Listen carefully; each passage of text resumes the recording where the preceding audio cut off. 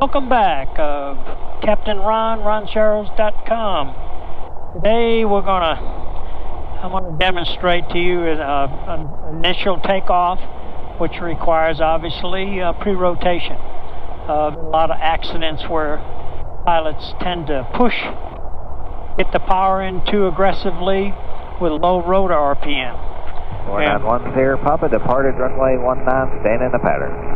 And what this happens is the rotor blades get overstressed. They're not going fast enough. They start flapping, and then they hit the tail of the aircraft, and then Safety traffic, airport 22 Foxtrot Charlie. We are 10 miles to the northwest of the field, northeast of the field at 1,000 feet, entering base for 1930.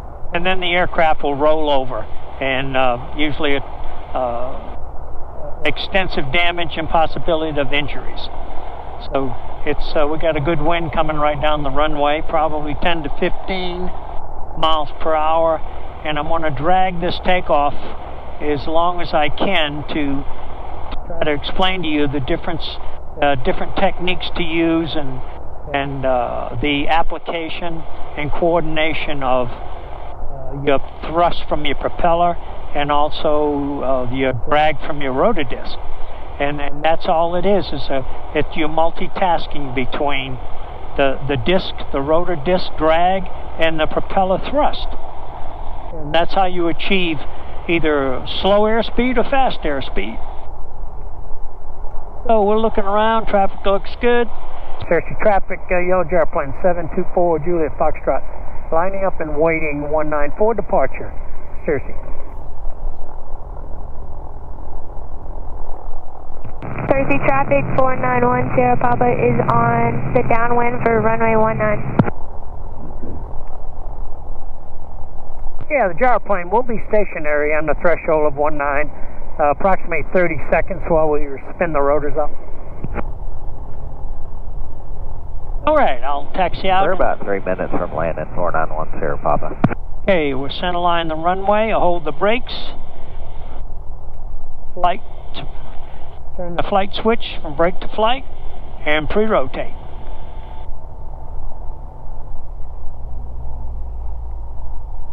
I'm not going to apply any power now. I just set the throttle at 2,000 RPM. Let the rotor blades come up even with the engine, so to speak. Now I'll add a little more power slowly. Okay, a lot of inertia there. You got to take your time. Bring those blades up. We're going to spin them up to 225 RPM.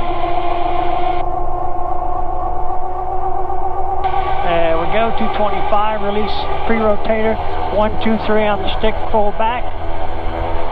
And we'll add just a little power. Rotor blades RPM, just got to nurse them up. And nose is up. Nose is up. Now I'm going to lower the nose back down on the center line. Bring it back up again. I'm going to play here a little bit, balancing on the main wheel until you get the feel of it. There we go. Forward stick, nose goes down, we're going fast. Stick back. 4910 Papa turning on base for runway 19. Stick is back, we're high, we're going to have to take off. We've got other aircraft in the pattern. Cersei traffic, the gyroplane is going to sidestep over the taxiway to clear for approaching aircraft.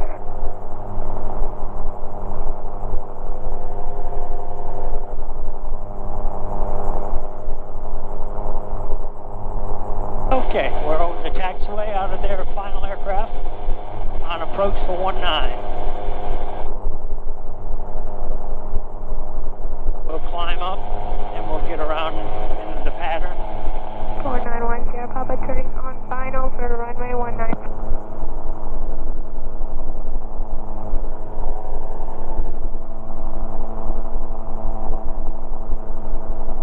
And we'll trim it for 60 miles an hour.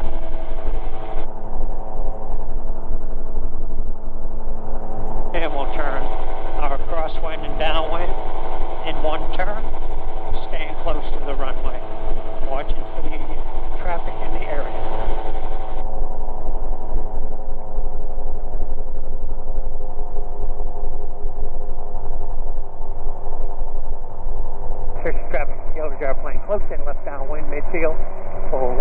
sir.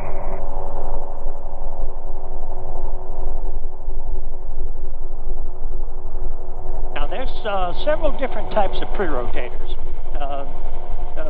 80% of the gyroplanes out there will probably have either a rigid pre-rotated system or a flexible shaft pre-rotated system. They all pretty much work the same. The only thing is with a flexible shaft pre-rotator, you can pre-rotate with a cyclic in any position. Searching traffic, yellow gyroplane close in, left 8 short mile for 19, searching traffic. Okay, we're on our turn. Here, Papa's going to be taxiing off here at Foxtrot. Okay, looks like we're cleared. Final traffic looks good. We'll turn on a short final.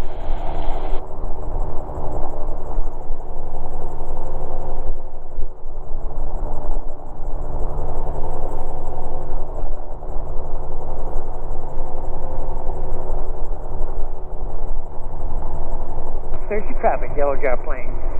Short final for 19. That'll be a touch and go, sir.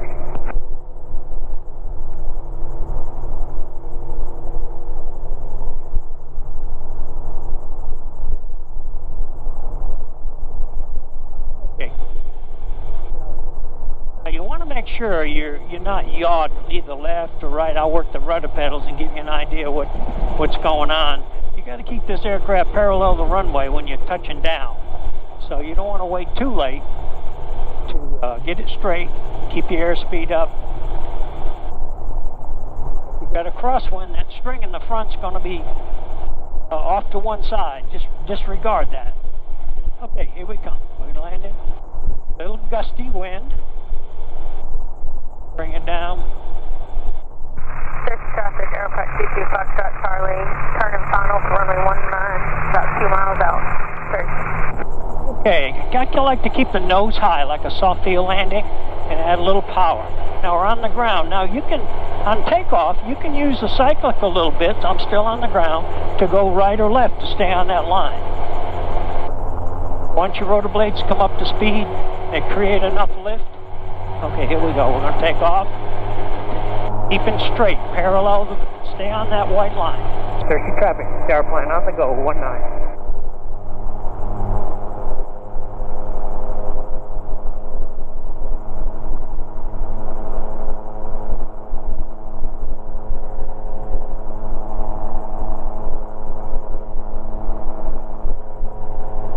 Remember, you can slow this aircraft down anytime you're flying it. You can get it too slow on takeoff and get into the air, nose high attitude, and if you don't correct it by lowering the nose and adding power, you're going to lose your airspeed and descend back down on the runway. They call that the backside of the power curve. That's when your rotors create so much drag because you got the cyclic back too far and the rotor disc is tilted at such an angle that it's like a parachute and it's just constantly slowing you down. And with an average size engine, 100, 120 horsepower, you can't fly out of that. Your propeller just won't create enough thrust. There's your traffic. Gyroplane, midfield, left downwind, in close, 19. Yeah, your thrust just can't overpower the drag of the rotors.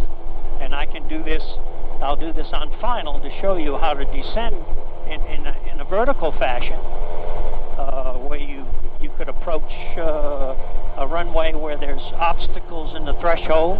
And traffic, airport 22 Foxtrot Charlie, clear at runway 19. So rather than come in at a standard angle of approach real low, skimming over all those obstacles, you should come in higher, do a little vertical, and you can go slow at that point as long as you leave enough altitude below you so you can recover in the event of an engine problem. Searching traffic, yellow gyroplane close in left base, short final. We'll make a high approach to 19 threshold landing. Okay, I'm bringing this around, and as I'm doing that, I'm throttling back a little bit. Remember now, this is the area traffic, 554 Whiskey. We got the base traffic on site. We're going to hold short runway 19 for departure. Cersei. Go ahead, aircraft holding short. I'm going to do a little slow fly here, vertical descent. So you go ahead, no factor. Hey, firm, Cersei traffic, Cherokee 54 Whiskey, departing runway 19, we're going to be northbound on the go, downwind departure. Here's a good example now. To use this vertical descent, say you want this airplane, he's going to pull out in front of me, like we agreed, and I want to just hold the cyclic back, add a little power. See, our airspeed's down to 40. We got plenty of altitude below us. We're just throttling back a little, doing a little vertical sink. There we go, he's no factor now. So we're going to throttle back some more. Stick back, create that drag. It's like putting the brakes on, but you got to feel it. You got to feel it. It's not only a mechanical movement in controls. Here we go. Feeling the aircraft slow down, and you can feel it sinking. So you don't have to really look at instruments once you get trained properly. You get the feel of the speed. This is an open air aircraft, so you can feel the wind on your body as you maneuver. Okay. Now, when we get to a certain point, I'm going to lower the nose. And this is going to give me additional airspeed that I need. Throttle is back. Trim is good. I'm not fighting the cyclic force on the cyclic, so we're good. We're settling down. Settling down, looking good. My vision is out there about 50 feet. That's where I'm looking. I'm not looking at any instruments. Keeping the nose up, wiggling the stick around, trying to a little crosswind on the ground. Whiskey's departing the traffic area to the northwest. See ya. Got a crosswind from my left, so I'm using right rudder and left cyclic. Staying on that white line. Staying on that white line, not looking at any instruments. There we go. Good crosswind. You can see the yarn in front of me going to the right. Good. It's good. So if you find yourself slow, hopefully you're right over the runway, close to the runway, or you're at altitude. That's really the only recommended two places that you should fly slow. All right, here we go. So a little crosswind. Traffic looks good. Not unusual for people to use both ends of the runway, so always be aware of that. All right, I'm just going to mush it in. I'm close to the runway. Do this at just a few feet above the runway. And I'm throttling back, keeping the cyclic back, keeping the cyclic. There you go, landing on that left wheel. Good. Okay, this is the important part. Once you land, cyclic back, use that aerodynamic brake, come to a stop with a brake if you have to. Once you stop, now you push the cyclic forward, slowly turn, and as you turn, you got to keep in mind where the wind is coming from. So it was a headwind, now it's a side wind from my right. So the cyclic is full forward and to the right.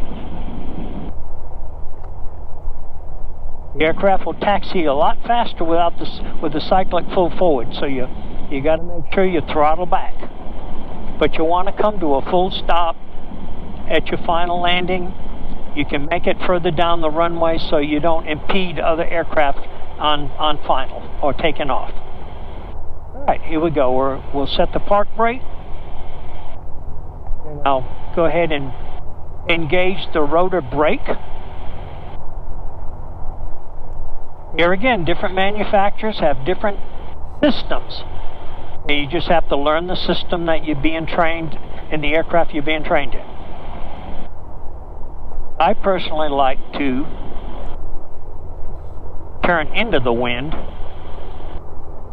and hopefully you can get the rotor blades parallel the aircraft when they stop. But But that doesn't happen all the time. Here we go. There we go. Right there. Yeah, come around again. It's a lot easier to taxi with them that way.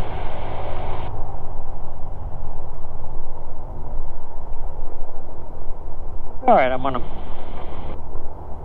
we've got the rotor blades positioned properly, check for traffic on the taxiway, and we'll taxi back. Now the first half of your takeoff, when you're still on the ground, you use the rudders to stay on the line, because your rotors are still spinning up. Even after you've pre-rotated them, they have to come up faster than that to create enough lift to lift the aircraft up, to bring the nose up. Once that happens, like I demonstrated out there, you can use the cyclic to stay on the center. And this is small deviations. I mean, if you're way over here, either side, you don't try to get back on the center line on takeoff. You just parallel at this point and take off. But if you're just a little off center, like I'm showing you, then you can use either your rudders on your initial ground roll, or you can use your cyclic once your cyclic is up to speed and has enough authority to create this turning effect.